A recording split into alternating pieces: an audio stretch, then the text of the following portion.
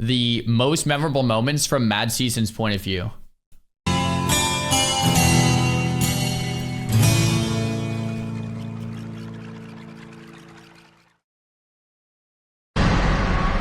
Arthas. Makes sense.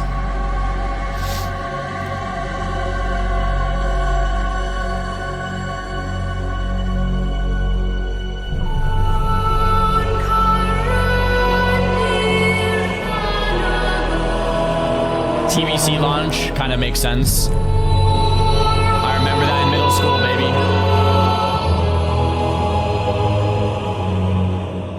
Hey guys, what's up? Mad Season here, back with another video for you.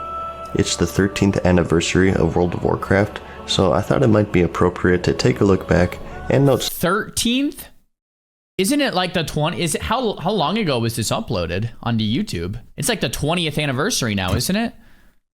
6 years ago. Oh my gosh. Some of the more memorable moments over the game's history. Okay. It's crazy to think that this game was released 13 years ago. Yeah, now it's 20 here we almost. are. Jeez. So, in no particular order, let's start with the old AQ40 opening event. Sure, If you ask people what's the biggest, most epic single event in the game's history, this is going to be one of the more popular answers. Yeah, okay, this, that's of fair. course, occurred in vanilla. There were 2 raids, the 20-man Ruins of Ahn'Qiraj and the 40-man Temple of Ahn'Qiraj. But they didn't release like any old raid where they were just patched in. Rather, there was an event leading up to it where both factions had to pull resources together for a war effort to open the gates leading to the raids.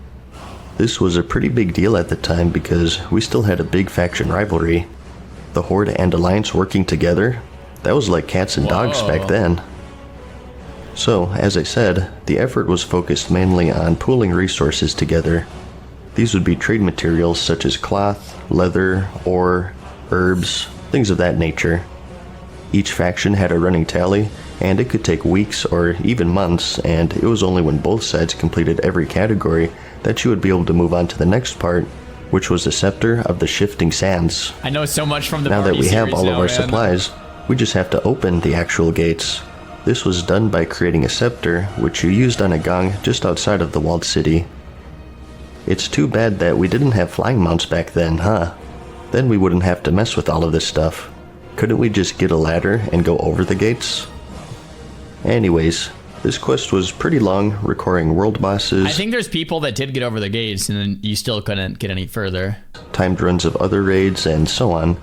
It's quite involved, and I don't want to go into too much depth here so this video isn't an hour long, but I'll have a link to the chain in the description if you're curious. The first player to make the scepter on your server, however, was awarded with some loot, and that was the legendary Black Kiraji mount and the Scarab Lord title, and anyone who completed the quest within 10 hours of that first person also got these items. And, with scepter in hand, you banged the gong, and the inhabitants of Ahn'Qiraj came pouring out, and you would have thousands of people trying to take them down since they dropped some loot as well. You know, this just made me think of something. You know how badass it is that that's one of the only legendary mounts in the entire game, and how rare it is to actually have and get that mount? That is cool. It's really cool because it means legendaries mean something. They mean something because not everyone has them.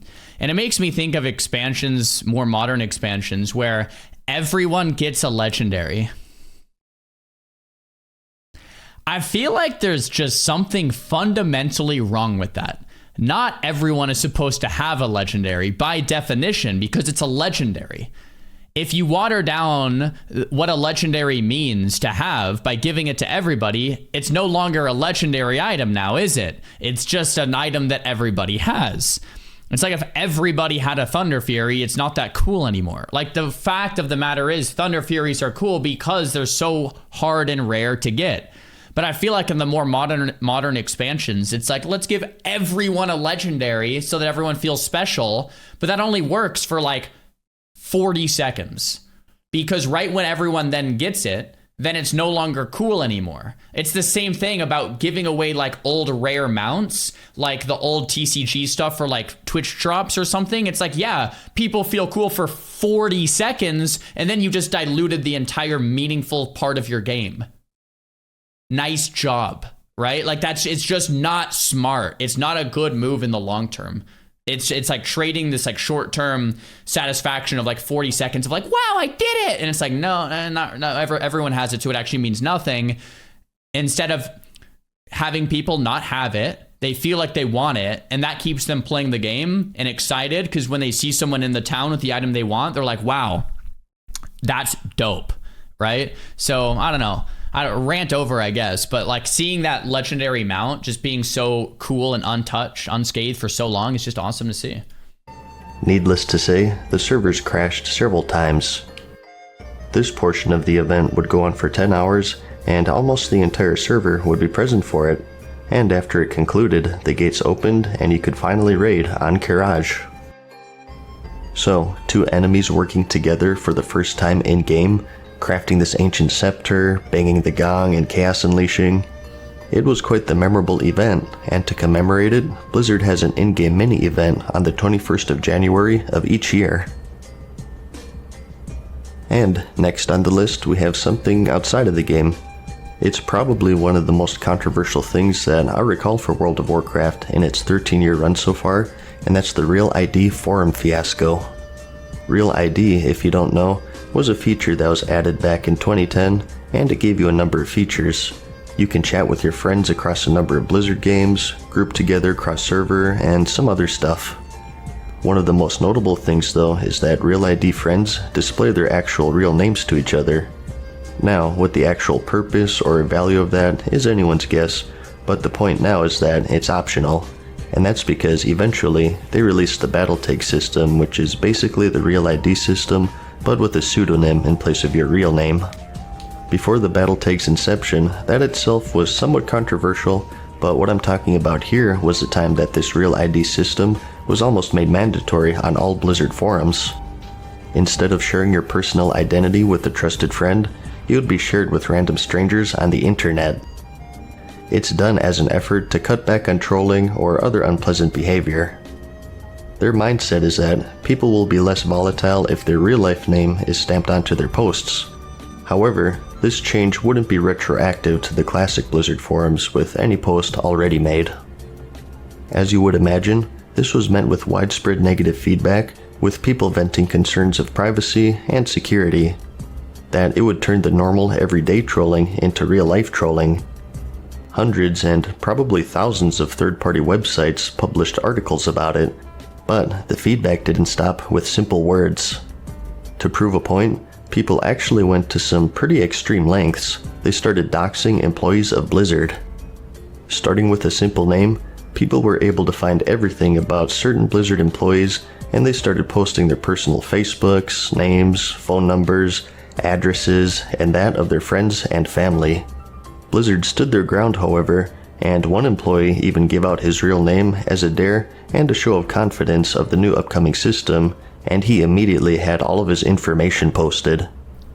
People posted notes on his front door, pizzas were ordered, they found his Facebook, which he soon deleted, and all sorts of stuff. And apparently, they did the same to his family members. So, in summary, it was a giant catastrophe, and just 3 days later, Blizzard officially announced the cancellation of the Real ID aspect of the forum changes. The forums were slightly less volatile due to the new rating system and more moderation, but to this day, it stands as one of the biggest controversies in World of Warcraft's history. Certainly memorable, but in a different sort of way. I don't remember any of that, to be completely honest with you. I was probably 20, when was that? Like back in I was probably queuing arenas is probably what I was doing. No matter what time it was, I was actually queuing arenas because that's all I did. I feel like it's a good idea. If you reduce anonymity, it means people will troll less. But yeah, an application is just not going to work. And like someone whose name is out on the internet, trust me on that. Yeah, it's. I mean, I don't. Yeah, exactly. Yeah. Let's go back in game for a moment. For this one, we're going to go over a moment that wasn't created by Blizzard, but rather the players. An event so big that it's used as a model for real-world research, and that's the Corrupted Blood Plague incident. I know this has been covered to death, but let me give you a brief summary of just what the heck happened and how things got out of hand. In patch 1.7, we got a new raid called Zul'Gurub. This was a 20-man raid focusing on the jungle troll tribes of the Stranglethorn Vale Zone. the last boss, Hakar, is the source of the plague. He had an ability called Corrupted Blood, which was a debuff that he put on the players. It would deal some damage to you, and if anyone was near you, it would spread to nearby allies. So normally for the fight, if someone got this, they would have to go over to the side as to not spread it to the rest of the raid. But either intentionally or otherwise, someone found out that pets could also get this debuff, and if you dismissed the pet while it was afflicted, it would still be afflicted if you resummoned it later. Naturally, what happened? Someone eventually went to the most populated place that they could find, typically an auction house of a major city. Oh my gosh. And they called their afflicted pet and watched chaos ensue. Nearby players would get the debuff, and it would spread like wildfire. As soon as the first server was hit and word spread, players started intentionally doing the same thing on other servers, and the once bustling cities became graveyards. This was eventually fixed by Blizzard, but it's remembered as the biggest pandemic in gaming history. So much so, like I said, it's used as models for real-world epidemic and even terrorism research. Whoa, that's wild, man. Certainly, a memorable moment in the game's history is the release of the Cataclysm expansion. Expansion releases are always memorable, but Cataclysm was on a different level.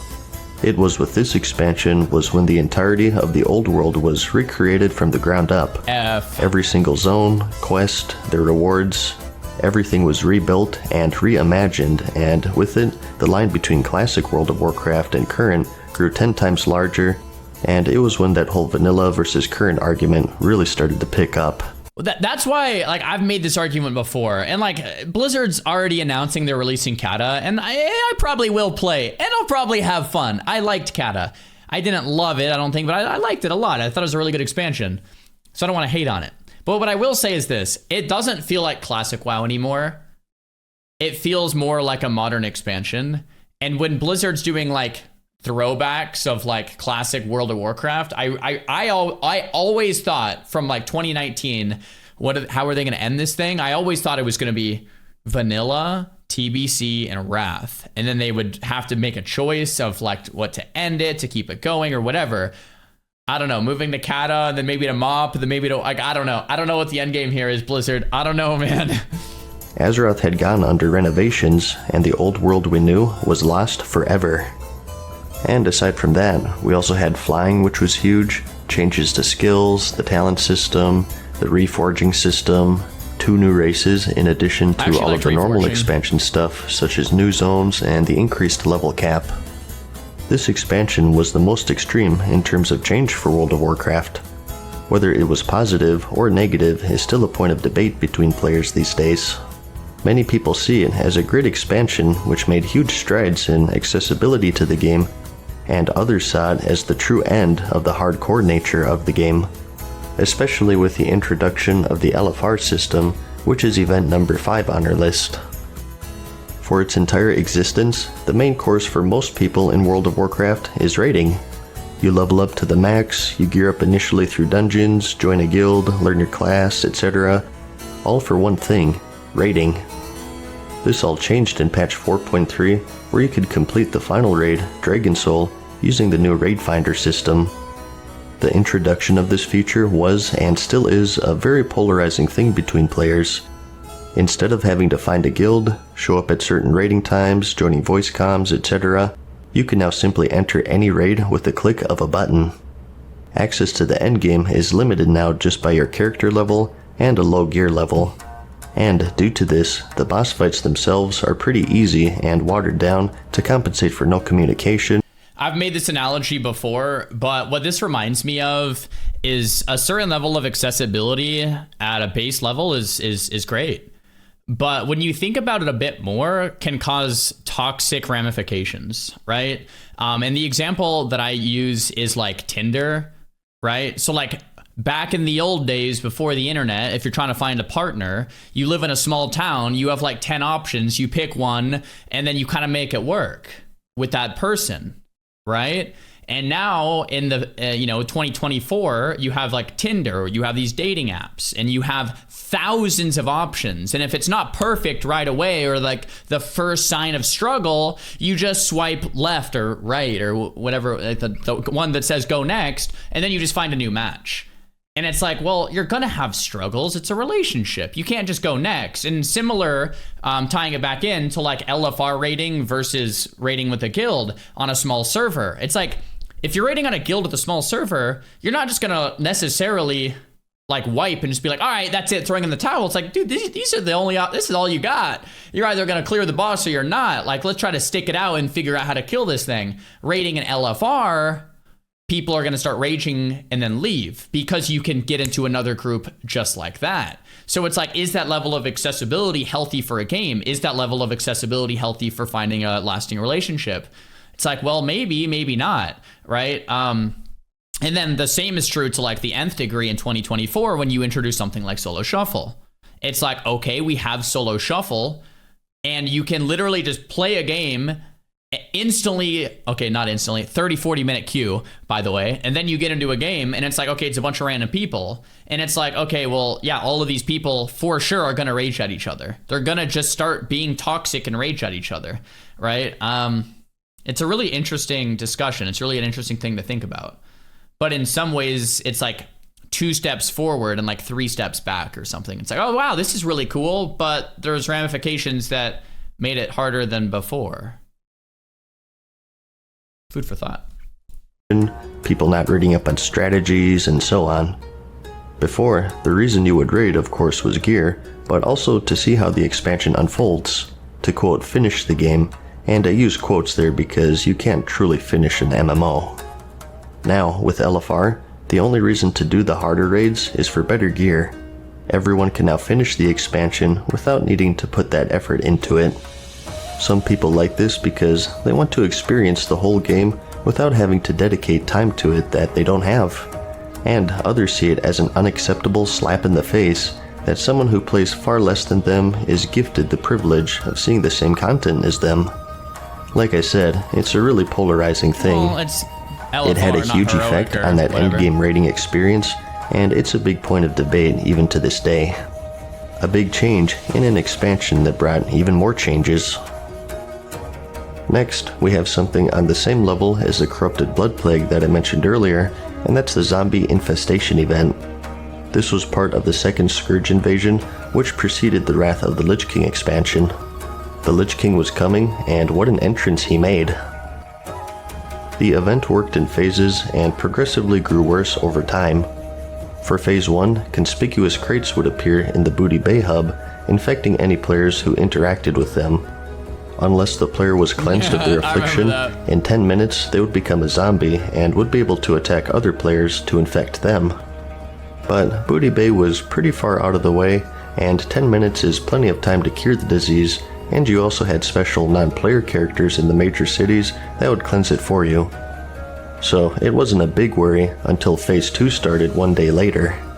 That's because these conspicuous crates were transported to all of the major cities, greatly increasing the player's exposure to them. In addition, plagued vermin also started popping up within the cities, and they spread the plague as well. And the incubation period for the disease was cut in half to 5 minutes. The day after that, plagued resident non-player characters would wander into the low-level zones outside of the major cities and begin attacking players and spreading the disease even further. And a day later, in Phase 4, the incubation period shortened further to 2 minutes, and the number of healers in the cities was growing smaller. All the while, the disease grew a resistance to curing and was becoming more potent. By this point, the cities were in chaos, and players who entered them would find themselves under constant attack by an army of undead, and they too would become plagued and spread it to others. And it wasn't limited to just the cities. Even out-of-the-way leveling areas weren't safe from the infestation. It's very similar to the unintentional Corrupted Blood Plague incident. I think Blizzard saw the potential in it and planned this whole event in a similar way. Some people loved it, and others got really angry and made posts on the forums threatening to quit. It was quite the memorable moment, the likes of which we'll probably never see again. The last moment I wanted to cover for this episode is more on a personal level. Instead of something being game-wide with other people, this involves just you, and that's hitting the max, level 60, in vanilla World of Warcraft. It was a good feeling, yeah. Leveling back then was actually a pretty big deal. Nowadays with heirlooms, XP potions, better quests, the dungeon finder, and so on, you can get to the max level in a few days. It's possible. But in vanilla, you had a 60 level journey in the old world, and it would take months. Yeah. The quests were far more sparse, and it wasn't uncommon to run out of them at certain level ranges and having to grind mobs or dungeons to fill the gap. And the actual quests themselves were much harder, not due to just the enemies being tough, but also the class balance.